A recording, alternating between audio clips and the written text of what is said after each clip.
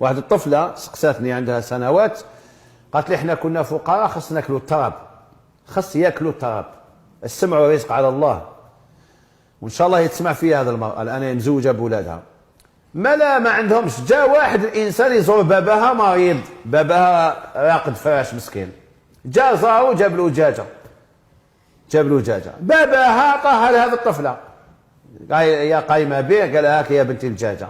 قالت لي خمت نذبحها نتعشاو بها، لا تخليها، خلاتها. غدوه من ذاك 12 حبه بيض، غدوه من ذاك صابت 12 حبه بيض موجوده في الدار، باعت 6 وطيبت 6 لباباها وخاوتها، زات ولدت البيض. قالت لهم بعد وليت نخليها تحضنهم، كي حضنتهم ولاو فلالس، كبروا ولا فيهم دجاج وفيهم سرادك.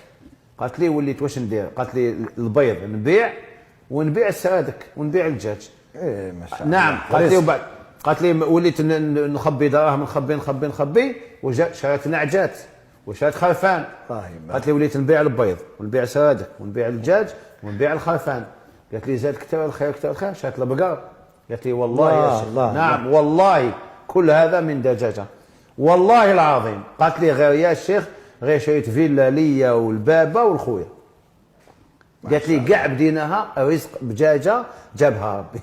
احنا لو كانوا اهدلنا واحد الدجاجه هذيك الليله طيبوها وناكلوها، ولكن لما ربي رتب هذا الخير كله علاه لان هذاك الاب صالح وبنته صالحه، بنته تقيه صالحه كانت قايمه بباباها، مالا ربي جاب لهم دجاجه، هذيك الدجاجه ولود جابت الخير.